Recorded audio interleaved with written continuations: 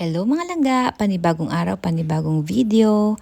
Habang nakahiga ako kanina, nag-iisip-isip na ako kung anong kakainin ko at ayun na nga, naisipan kong magluluto ako ng baked sushi. Baka mapansin nyo at tanungin nyo ako kung bakit merong dahon ng laurel ang bigasan ko. Pangontra ko po yan sa mga maliliit na insektong maiitim na parang kuto. Simula nung nilagyan ko ng laurel, wala na akong nakikita. Balik tayo dito sa gagawin nating sushi mga langga. Dahil wala tayong sushi rice mga langga, ang gagamitin lang natin itong ordinary rice natin. Pwede din naman to. At masarap din itong sinasaing kong bigas mga langga. Basta kung ano lang yung available, yun lang yung gagamitin natin.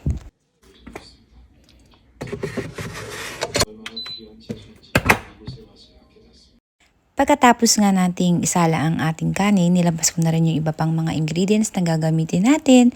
Kagaya nitong hipon na hinati ko pa sa gitna para mas lalong dumami. Ayan, nabili ko pala ito kahapon kasabay nitong crab sticks na nilalagay natin sa ating shabu-shabu. At kumuha na rin ako ng 3 pirasong itlog. I-crack na natin to at batihin. Lagyan din natin ito ng konting asin para meron siyang lasa. At syempre, para makuha ang lansa, konting paminta.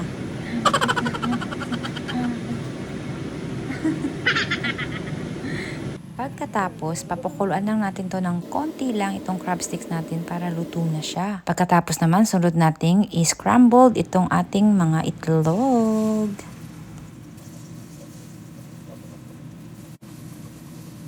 At sa sobrang mantika ng itlog na ginamit natin, ilagay din natin itong ating mga hipon. Konting gisa-gisa lang, lagyan ng asin at paminta.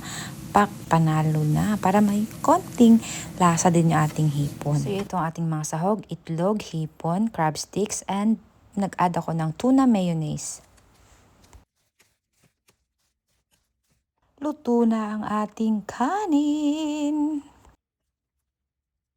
Ito nga mga langga, pinalamig muna natin ng bahagya itong ating kanin bago nating budburan itong ating nori na meron na rin itong sesame seeds. Tapos may lasa na rin siya at naglagay rin ako ng konting spicy flavor.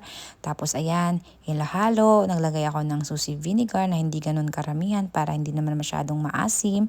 At konting sesame oil na din para mabango. At ayan, pagkatapos niyan halu-haluin lang natin ito para mag-well combine ng ating mga ingredients na pinaglalagay. At mag-add din tayo ng konting asin para may konting alat-alat din ng bahagya ang ating kanin. In a baking pan ba yan o baking tray? Anong tawag ba dyan? Bahala na. Ayan, lagyan na natin dyan. Tapanin natin, tapanin. I-flatten natin ang ating kanin. Ayan. So, i-flat natin yan. Press lang ganon, ganyan. Tapos, ilalagay na natin ng layer by layer itong ating mga sahog. Ayan. Ununa ko yung itlog. Ganyan. So, sakto lahat yung mga ingredients na nilagay natin mga langga. So, ayan. Pagkatapos itong ating hipon. Ayun. O, luto naman na lahat. Bakit ko pa binake, no? Wala lang. Bake lang eh. Para mainit pa siya pag kinakain natin, di ba? So, ayan. Lagay natin yan. Luto na rin yan. At itong ating tuna mayonnaise. Ayan. So, pinibabaw. Isang lata lang yung nilagay ko. Dalawahin ko sana kaya lang medyo baka sobrahan.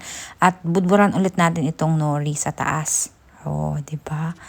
Buti na lang may nori ako lagi dito sa bahay. Kasi pag wala akong maisip na ulam, yan pinapaulam ko kay Jacob mga langga sa kanin. Ayan, ano na rin tayo ng ating mayonnaise. Ayan.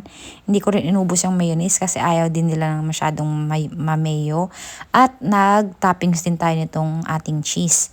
Ayan, konti lang din yung cheese na inilagay ko kasi ayaw din nila ng cheese. Ayaw nila yung sobrang daming cheese. Ayan, saktong-sakto lang yung gusto nila. Yan, magkalasa lang ng cheese. Kasi yung cheese medyo maalat-alat. Alam niyo na. So, pagkatapos, nag-preheat ako ng oven at ilagay na natin itong ating, ayan.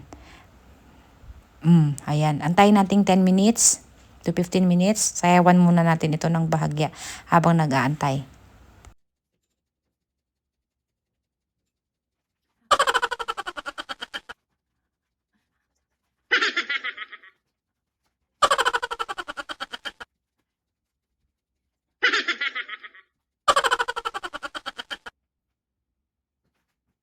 At pagkatapos ng habang antay mga langga, ayan, hindi tumunog ang aking oven.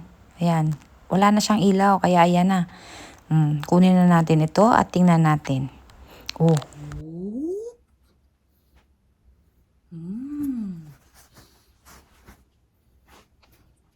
Ang bango. Ang bango-bango niya, guys. Ang sarap. Okay. Pwede na to. Lagyan lang natin dito. Balik natin mamaya. Picture man muna natin. Ayan na siya. Huhusgahan namin ito mamaya. Ibabalik ko ito mamaya ulit sa oven, no? Ayan. Dahil ito po ang aming dinner. Lalagyan ko na. Lagyan ko siya ng ano dito. Ang foil.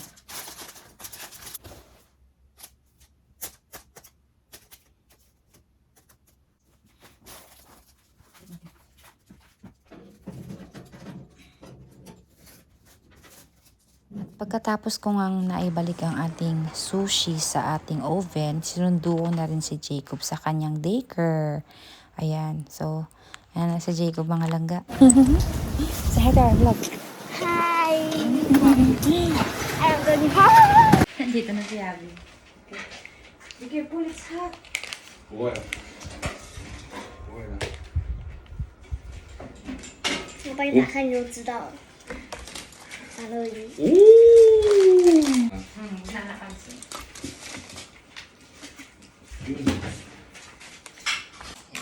Open this first.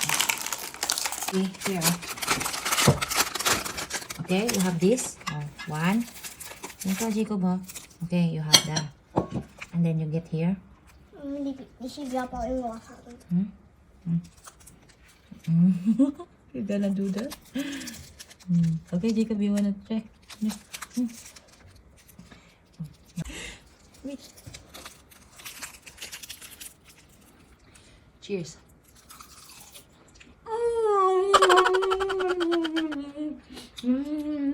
So yummy. Baba, I'll give you, huh?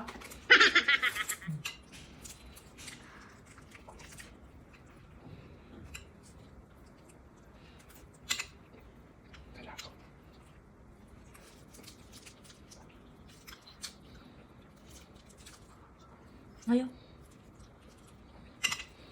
Alay.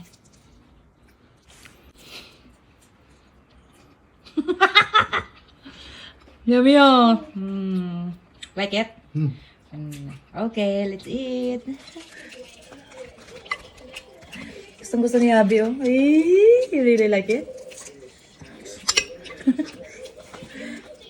Shut up. Let's eat, guys.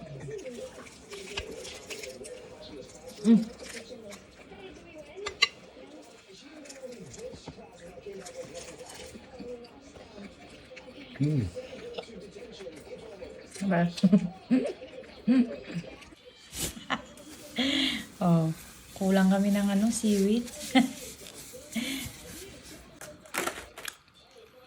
Yummy, love. Yeah. Very good. You like it? Thank you for watching, guys. See you next time.